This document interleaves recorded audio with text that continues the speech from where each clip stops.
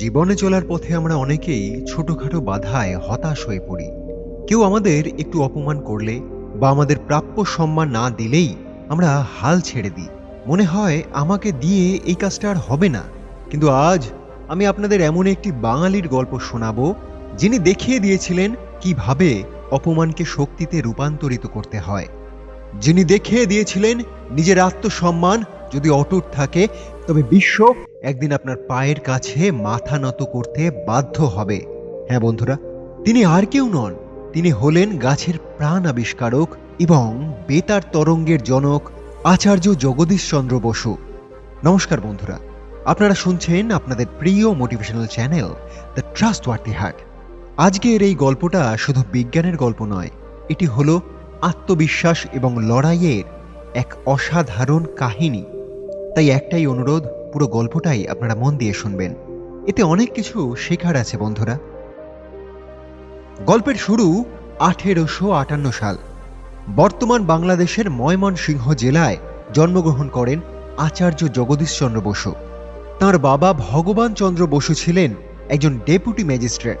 সেই আমলে একজন বড় সরকারি অফিসার হয়েও তিনি চাইলেন তাঁর ছেলে ইংরেজি স্কুলে নয়, বরং গ্রামের বাংলা মিডিয়ামেই ভর্তি হোক। তাঁর বাবা বলতেন, বিদেশি ভাষা শেখবার আগে নিজের মাতৃভাষাকে জানতে হবে, দেশের মাটিকে চিনতে হবে। গ্রামের পাঠশালা, জেলে, চাষা আর শ্রমিকদের সন্তানদের সাথে বসেই জগদীশচন্দ্রের শৈশব কাটল। প্রকৃতির সাথে তার বন্ধুত্ব হলো এখন থেকেই। গাছপালা, নদী, পশু পাখি, এদের প্রতি এক গভীর মায়া জন্মে গেল তার মনে। এই মাটির টানি পরবর্তীকালে তাকে বিশ্ববিখ্যাত বিজ্ঞানী বানিয়েছিল। এরপর তিনি উচ্চশিক্ষার জন্য কলকাতায় আসলেন এবং পরে ইংল্যান্ডে যান কেমব্রিজ স্কুলে পড়বার জন্য। আচার্য জগদীশচন্দ্র বসুর সংগ্রাম ও আত্মসম্মান কেমন করে হলো আপনারা শুনুন।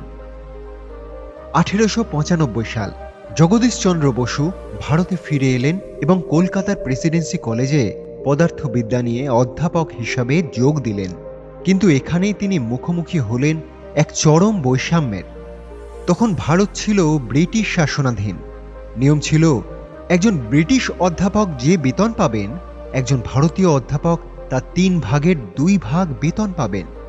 কিন্তু জগদীশচন্দ্রের ক্ষেত্রে বলা হলো, যেহেতু তিনি ভারতীয় তাই তাকে দেওয়া হবে ব্রিটিশদের অর্ধেক বেতন। ভাবুন তো একবার, মেধা এক, কাজ এক, কিন্তু শুধুমাত্র চামড়ার রং আর জাতির রঙের কারণেই এই ঘোর অপমান। অন্য কেউ হলে হয়তো সামান্য প্রতিবাদের পর মেনে নিতেন, কারণ তখন সরকারি চাকরি পাওয়া ছিল আকাশের চাঁদ পাওয়ার মতো। কিন্তু জগদীশচন্দ্র বসু ছিলেন অন্য ধাতুতে গড়া।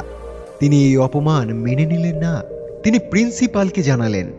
তিনি বললেন, আমি ক্লাস নেব, পড়াবো, কিন্তু এই বৈষম্যমূলক বেতন আমি নেব না স্যার। 1 মাস নয়, 2 মাস নয়, টানা 3 বছর তিনি বিনা পয়সায় প্রেসিডেন্সি কলেজে পড়ালেন। পকেটে টাকা নেই, অভাব অনাটন, তবুও তিনি মাথা নত করেননি কারোর কাছে।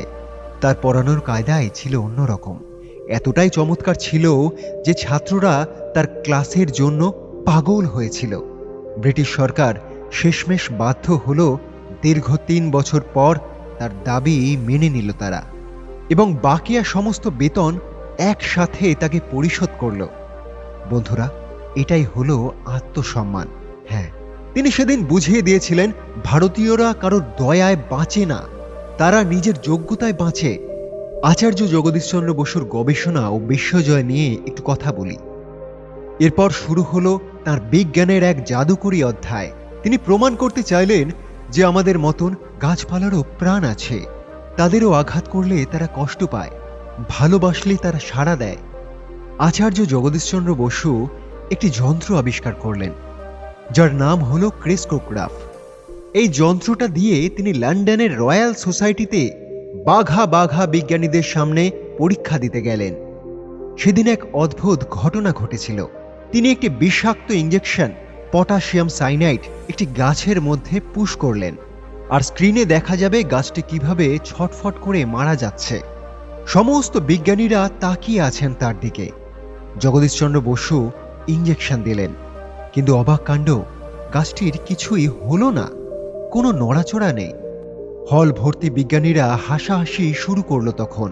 সবাই ভাবলেন জগদীশচন্দ্র বসুর থিওরি একেবারেই ভুল, তার যন্ত্র কাজ করছে না। ভারতীয় বিজ্ঞানীর অপমান যেন নিশ্চিত। ঠিক সেই মুহূর্তে জগদীশচন্দ্র বসু এক সাহসী পদক্ষেপ নিলেন। তিনি সেই বিষের শিশি হাতে তুলে নিলেন এবং সবার সামনে বললেন, যদি এই বিষে গাছের কিছু না হয়ে থাকে তবে মানুষেরও কিছুই হবে না। আমি নিজেই এই বিষ পান করে প্রমাণ করব যে আমার যন্ত্র ভুল হতে পারে, কিন্তু প্রকৃতি মিথ্যা বলে না। তিনি যেই বিষ পান করতে যাবেন অমনি একজন বিজ্ঞানী দৌড়ে এসে তাকে থামালেন। জানা গেল তাকে অপমান করবার জন্যই কেউ আসল বিষের বদলে নকল রঙিন জল রেখে দিয়েছিলেন তখন। তাই তো গাছটার কোনো রিয়াকশন হলো না। এরপর যখন আসল বিষটা আনা হলো এবং গাছের ওপর প্রয়োগ করা হলো, তখন সবাই দেখল যে গাছটা ধীরে ধীরে মৃত্যু যন্ত্রণায় ফেটে পড়ছে। গাছটা মারা গেল। সারা হল একেবারেই স্তব্ধ হয়ে গেল। তারা ফেটে পড়ল করতালিতে। গোটা বিশ্ব যেন মেনে নিল গাছেরও প্রাণ আছে। আর এই সত্যটা প্রতিষ্ঠা করলেন একমাত্র আচার্য জগদীশচন্দ্র বসু। হ্যাঁ বন্ধুরা, আচার্য জগদীশচন্দ্র বসুর এই হলো কীর্তি, এই হলো ওনার জীবনী, আর এই হলো ওনার শিক্ষা। তাহলে বন্ধুরা, এই গল্পটি আমাদের আজ কি শিক্ষা দিয়ে গেল আর কি শেখালো? আমরা শুনলাম, আমরা জানলাম, আমরা বুঝলাম তার কাছে সুযোগ ছিল নিজের আবিষ্কার পেটেন্ট করে কোটি কোটি টাকা রোজগার করার। মার্কনি যখন রেডিও আবিষ্কারের জন্য ব্যবসা করছিলেন, জগদীশচন্দ্র বসু তার প্রযুক্তি সবার জন্য উন্মুক্ত করে দিয়েছিলেন। তিনি বলতেন, বিজ্ঞান কোনো ব্যক্তিগত সম্পদ নয়, এটি মানবতার কল্যাণের জন্য, কেবলমাত্র শুধু মানুষের জন্যই ব্যবহার করা উচিত, যাতে মানুষ জানুক, মানুষ চিনুক। আজকের গল্পটি বন্ধুরা আমাদের এটাই শিক্ষা দিল যে আত্মসম্মান টাকার চেয়েও অনেক বড় জিনিস। প্রেসিডেন্সি কলেজে 3 বছর বিনা বেতনে কাজ করে তিনি তা প্রমাণ করে দিয়েছিলেন।